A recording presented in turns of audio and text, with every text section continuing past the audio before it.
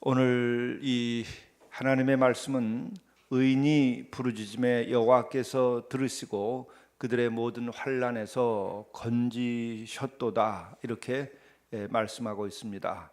오늘 이 말씀의 시제를 보게 되면은 건지실 것이다가 아니라 건지셨도다, 이렇게 과거형으로 나오고 있습니다. 이것은 완료형인 셈이죠. 바로 증인된 마음으로 이러한 고백을 하는 겁니다. 의인이 부르짖으면 반드시 여호와 하나님께서는 들으시고 그들의 모든 환난에서 건지신다. 건지실 것이다가 아니라 반드시 건지신다, 건지셨도다, 이런 말씀이죠. 경험을 말하는 것이기도 합니다. 근데 여기에서 우리들이 하나 생각하게 되는 것은, 의인에게는 고난이 없는가, 환난이 없는가, 재난이 없는가? 의인에게도 환난과 고통, 재난, 이와 같은 것이 있을 수 있다는 것입니다. 우리는 의인이니까 우리에게는 인생의 고통도 없고 재난도 없고 환난도 없다가 아니라, 그러한 어려움이 있지만 하나님께서 돌보셔서 거기서 건지신다는 거죠. 우리는 여기에서 몇 가지 중요한 점을 생각하게 됩니다. 그것은 의인에게도 환난과 고통과 재난이 왜 있어야 하는가 하는 것입니다. 그것은 바로 우리는 이 인생의 길에서 환난과 고통과 재난이 없이는 우리들이 진정으로 정화되고 영적으로 성숙할 수 없다고 하는 것입니다.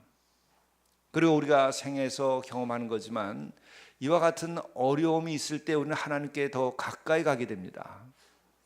그래서 어떤 면에서는 하나님께서 사랑하기 때문에 우리들에게 고난을 주시기도 한 것입니다. 이 고난의 비밀, 우리가 이것을 알아야 됩니다. 그렇기 때문에 나는 예수를 믿고 나는 하나님을 사랑하고 나는 믿음 있게 살아가는데 왜 나에게는 이런 환난과 고통과 연단이 있는가, 이렇게 우리가 질문할 때가 있는데, 거기에 대한 대답은 그것입니다. 더 우리가 정화되고 또 더 하나님께 가까이 가는 과정에 어쩔 수 없이 우리는 이 환난과 고통과 재난이 있을 수밖에 없다는 것이죠. 우리가 봄에 아주 꽃이 아름답게 피는 때가 있어요. 봄의 꽃이 아름다운 때는 이 봄바람이 거칠고, 그리고 봄에도 갑자기 눈이 쏟아진다든지 이 꽃샘 추위가 심할 때 오히려 봄의 꽃이 훨씬 아름답다고 말합니다.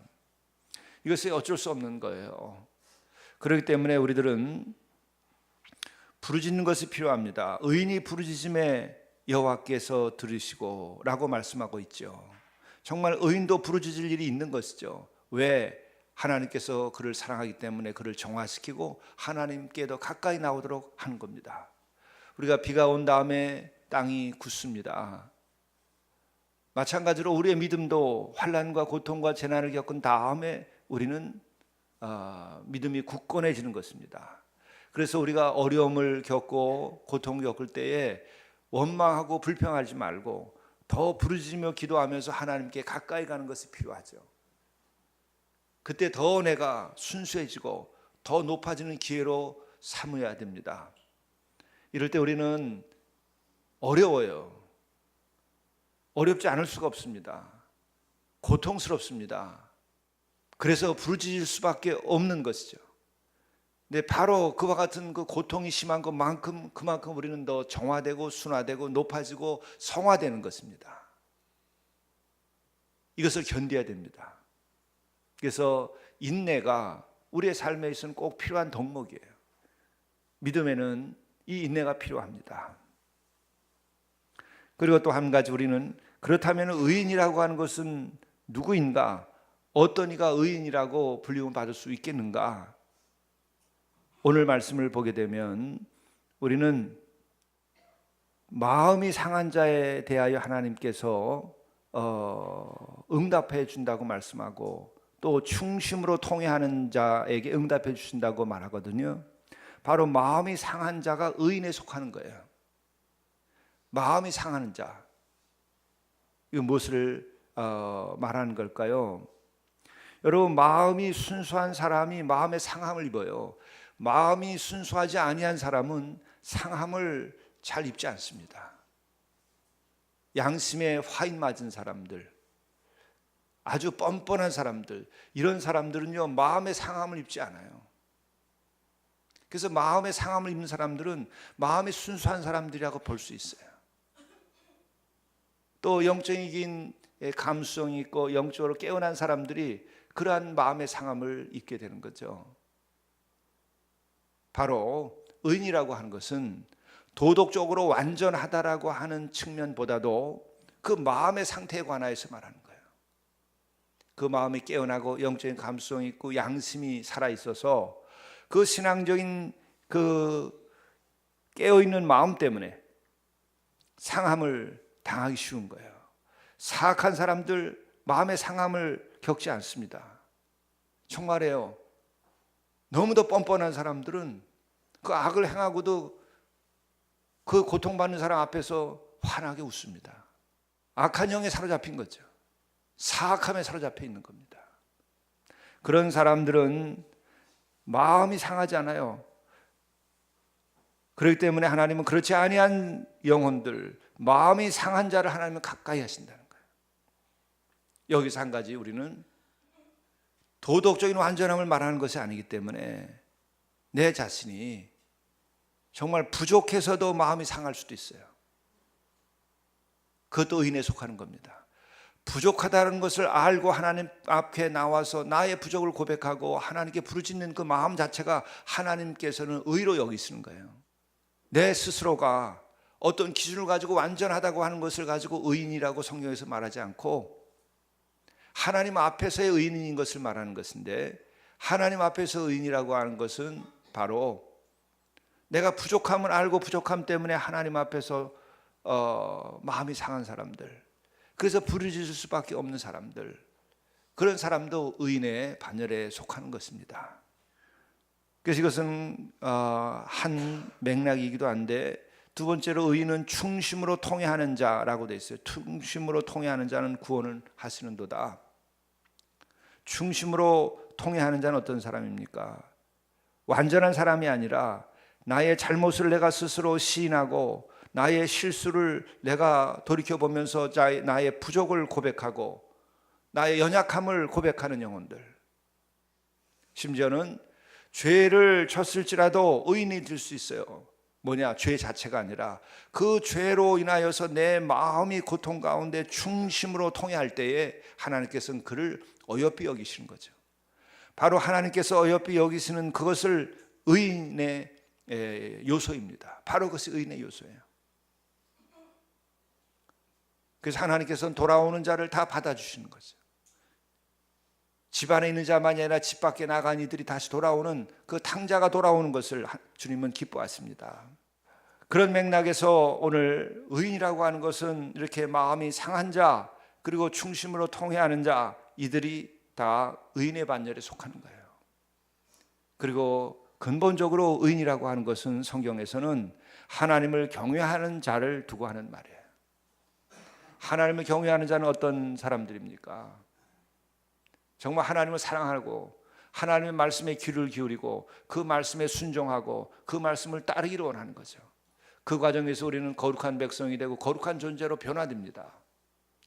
우리는 나의 어떤 내적인 순화와 덕목에서 시작해서 그것을 끝이는 것이 아니고 우리는 하나님께로부터 시작되는 것이고 하나님과 우리와의 진실한 관계에서 의인을 말하는 것입니다. 그렇기 때문에 의인이라고 하는 것은 참으로 하나님 앞에서 삶과 옷깃을 여미고 하나님을 두려워할 줄 아는 사람들, 바로 그것이 의인이죠. 그래서 하나님의 명령에 순종합니다. 나의 생각, 나의 뜻을 관철시키는 것이 아니라, 나의 덕목을 관철시키는 것이 아니라 하나님의 말씀을 성취하는 거죠. 그런데 우리가 그렇게 살면 인생에 문제가 하나 더 없는가? 그게 아니라는 거죠. 부르짖을 일이 있습니다. 그러나 그 부르짖음 다음에 의인에게 있어서는 응답이 있지만 악인에게는 응답이 없다는 것이죠. 물론 우리는 악인이 잘 되는 것을 보기도 합니다. 그래 그것은 영원한 성공이 아니에요. 악인이 잘 되는 것은 일시적인 것에 지나지 않는 겁니다. 그렇기 때문에 성경에서는 늘 잠언서에서도 얘기하는 것이 그 악인의 성취를, 그들의 성공을 부러워하지 말라는 거예요. 악인의 성공을 부러워하지 말라. 오늘 우리들이 어려울지라도 우리는 부르짖으면 반드시 하나님께서 응답하시니까 우리는 부르짖으며 기도하며 하나님과 더불어 살아가는 것이 중요한 거죠. 그리고 또 한 가지 오늘 말씀해 주신 것은 이 의인에게는 19절의 말씀 함께 봉독을 하죠. 의인은 고난이 많으나 여호와께서 그의 모든 고난에서 건지시는 도다. 이 고백, 의인이 오히려 고난이 많을 수 있는 것입니다. 의인이 고난이 많을 수 있는 것입니다. 정직하지 않은 사회에서 정직한 사람들은 고난을 겪습니다. 우리가 기본적으로 의인이 고난이 오히려 더 많을 수 있는 까닭은 세상이 의롭지 않고 세상이 악하기 때문에 그런 것입니다. 세상이 신앙적이지 않고 세상이 하나님을 두려워하고 경외하면서 하나님의 법도를 따르지 아니하기 때문에 하나님의 법도를 따르고 하나님을 경외하면서 살아가는 의인들은 더 많은 고난을 겪을 수 있습니다. 오늘 우리 한국 사회에서도 역시 마찬가지입니다. 우리는 지금 많은 한 여인의 국정농단으로 인하여서 많은 상처들을 이 시대를 살고 있는 우리 한국 사람들이 겪고 있는데, 이 사건이 처음 터질 때에 이것이 잘못됐다고 얘기한 사람들이 파면당했습니다. 의인이 고난을 받은 것이죠. 그래서 높은 자리에 있거나 지도하는 사람들은 아랫사람들에게 있어서 의로운 그 지적에 대하여서는 또 의로운 자들의 그 목소리는 경청해야 됩니다. 그것은 큰 화를 당하고 하나님의 심판을 피할 수 있는 길이에요. 하나님은 바로 이 의인을 통하여서 이 세상을 바르게 하고 의인을 통하여서 하나님의 뜻을 이루어가는 것이죠. 의인은 예언자의 기능을 또한 합니다. 그런데 인간의 역사를 지금까지 살펴보면 성경에서도 이렇게 예언적인 발언을 하는 의인들, 그들은 항상 순환을 겪고 또 어려움을 겪었던 것이 훨씬 많습니다. 하지만은 하나님께서는 그를 버려두시지 않습니다. 이것은 바로 예수 그리스도를 통하여서 우리가 알 수 있는 거죠. 예수님은 흠이 하나도 없지만 이 땅에 오셔서 그 어떤 예언자보다 그 어떤 의인보다 더 심한 고통과 고난을 겪었습니다. 십자가에서 죽임까지 당했습니다. 그러나 하나님께서는 우리 주님을 그대로 내버려 두시지 않았습니다. 하나님은 의인의 고난이 있을 수밖에 없는 이 현실을 다 아시며 동시에 의인을 내버려 두지 않고 구하시는 겁니다. 마침내 예수 그리스도께서는 그 십자가의 고난 끝에 부활을 하시게 된 것입니다. 영광을 얻은 것이죠. 영원한 소망을 우리에게 준 것입니다. 고난받는 의인들, 그 사람들에게 주님은 영원한 희망이 되는 것입니다. 우리 그리스도인들 고난받기를 두려워하지 마십시오.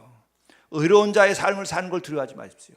하나님을 경외하고 하나님의 의를 실천하는 데에 하나님의 말씀에 순종하여서 정의를 세우는 일에 두려워하지 마십시오.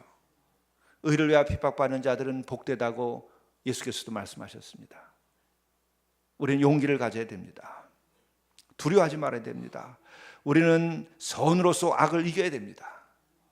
그것이 그리스도인이 가야 할 길이고 의인이 가야 할 길입니다. 그리고 여기서 우리가 용기를 갖게 되는 것은 오늘 시편의 말씀에서 뿐만 아니라 예수 그리스도를 통하여서 분명히 의인은 고난이 있을지라도 부르짖음에 여호와께서 들으시고 그들의 환난에서 건지셨도다 하는 것입니다. 오늘 이 시대를 살면서도 우리들이 마음의 상함을 겪고 또 우리들이 의인이 고난받고 어려움을 겪는 것을 우리가 보지만 반드시 하나님께서는 의인을 세우시고 악인을 쓰러뜨릴 것이라는 것을 우리가 믿고 앞으로 나아가야 됩니다. 그럴 때 우리에게 희망이 있고 하나님께서는 이 나라에도 정의를 세워줄 것이고 이 나라에도 새로운 소망을 허락하게 허락하실 것입니다. 기도하시겠습니다. 의인이 부르짖음에 여호와께서 들으시고 그들의 모든 환난에서 건지셨도다. 여호와는 마음이 상한 자를 가까이 하시고 충심으로 통회하는 자를 구원하시는도다. 의인은 고난이 많으나 여호와께서 그의 모든 고난에서 건지시는도다.